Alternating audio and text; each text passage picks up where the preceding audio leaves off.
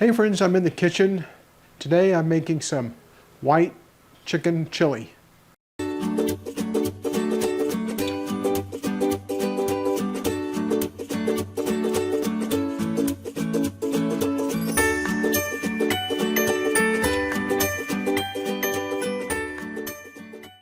really simple, doesn't take real long. It does take time to have the beans soak overnight.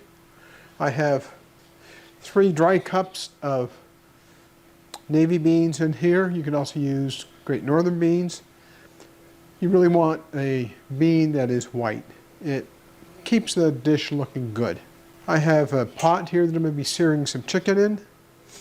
Use a little bit of olive oil to start the searing process. I have about 6½ cups of chicken that I need to brown up. I'm going to use a tablespoon or 2 of olive oil in this pan. That's 1. There's 2. I'll let that warm up before I start putting the chicken in. The objective is to get a little browning on the chicken. I want the chili to be white, but I do want a little bit of color on the chicken.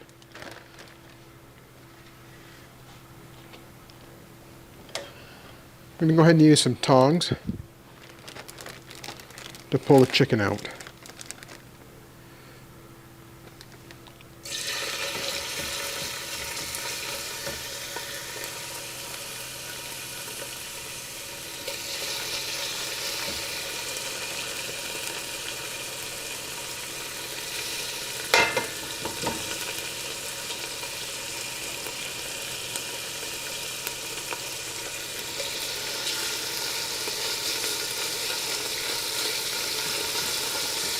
I want the chicken to fry and not stew, so I'm not going to put any more chicken in right now.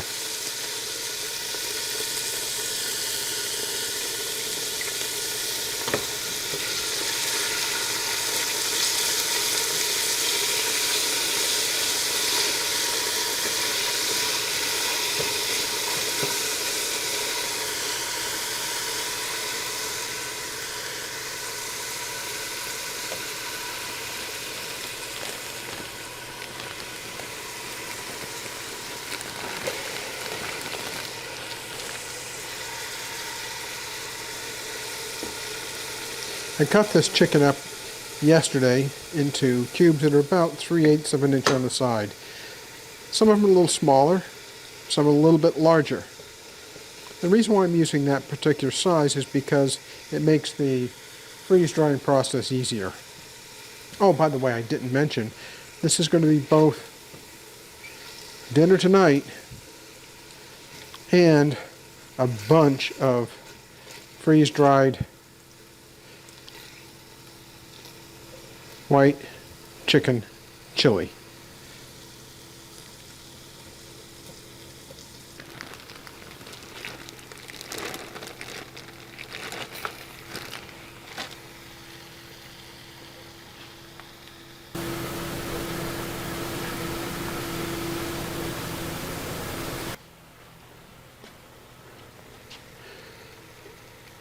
I'm just going to use my tongs to stir the chicken around. Now you may notice I put a lot more chicken in now. That's because I have enough browning on the pieces that were already in the pot. Now we need to finish cooking the chicken, at least on the outside. This entire dish is going to cook long enough that the chicken will finish all the way through, without a question.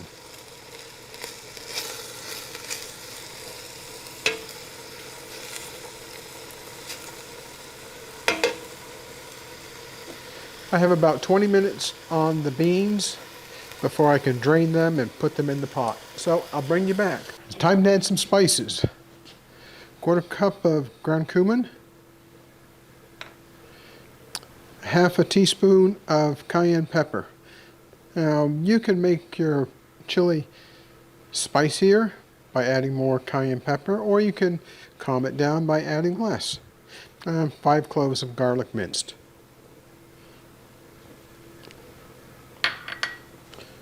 Just stir that around.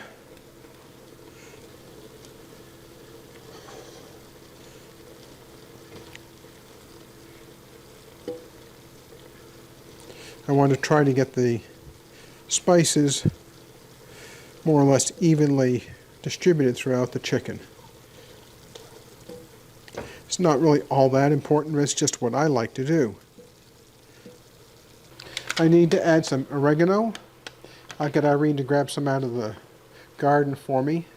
Now the next addition is chicken broth. Now I don't happen to have any of our homemade chicken broth, so I'm going to use stuff from the store.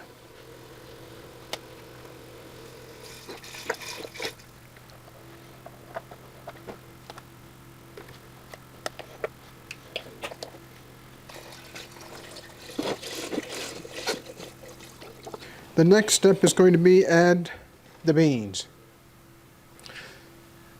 That's another 5 minutes away. This large colander will easily hold the beans. I'll drain the beans and then add them to the pot.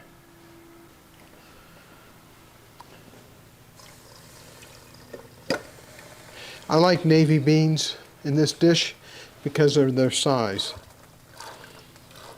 The taste isn't terribly different between the navy beans and the Great Northern, so it works for me.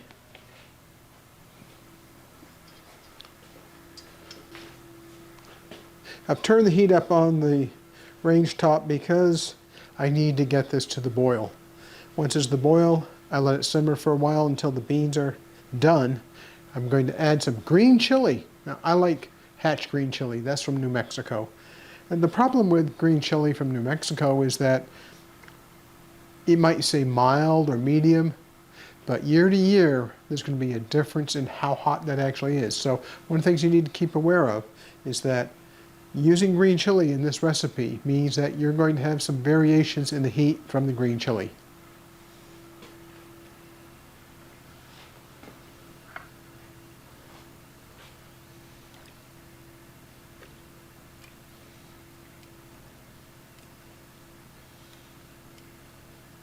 This recipe makes quite a lot. We have eaten this chili fresh, as we're going to have for dinner tonight, and freeze-dried.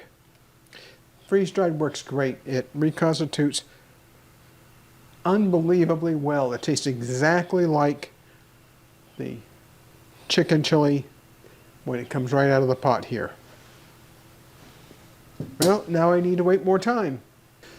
Time to add one of my favorite ingredients. It's the Hatch green chili. This is from a company in New Mexico called 505. They flame roast this chili. It gives a really good flavor. So that goes in the chili mix right now. Get all the goodness out. Now we just need to let it cook. The chicken chili has cooked for about an extra hour to get the beans soft. Making a roux, just some butter and flour. That'll be used to thicken the chili.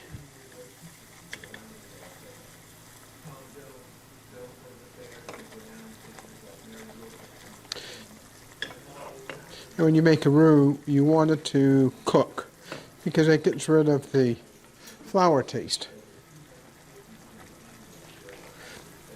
I cook it until it just starts to turn color.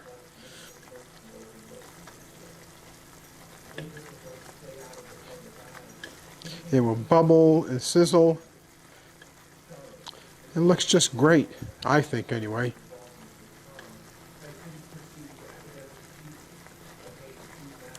I'm whisking this fast because I don't want any bits of flour to stick to the bottom of the pot. I want to make sure that nothing burns, because that will ruin the entire roux. I have plans for this roux. It's going to go in the chicken chili.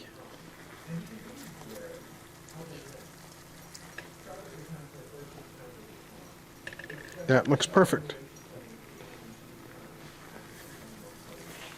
It's just starting to get a little bit of brown.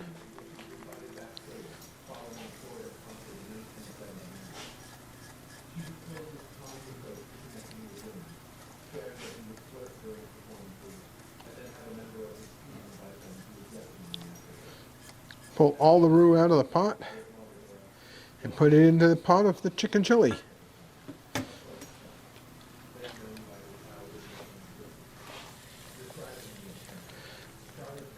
Stir the roux into the chili. It will thicken up quickly.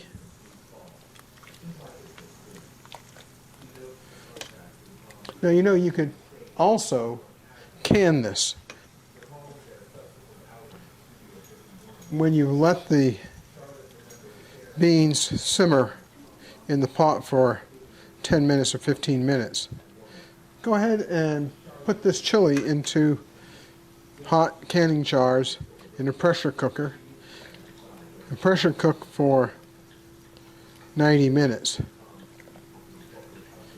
You have to choose the pressure or the weight for your area.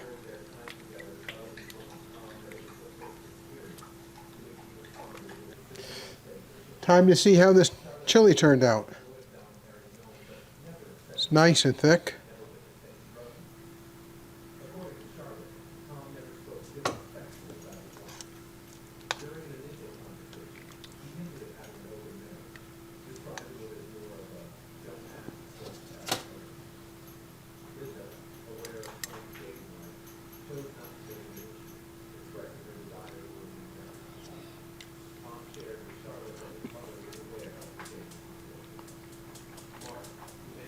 Great flavor.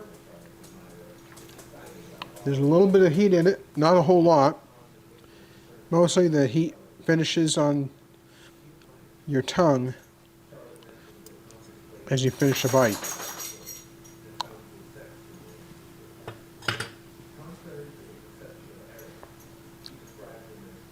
One more bite.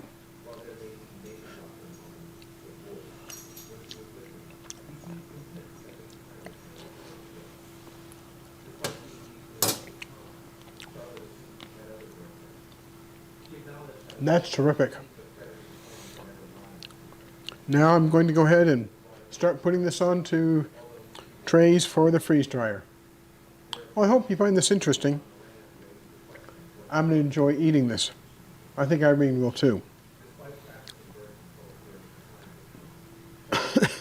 Oh, that was some spice right there.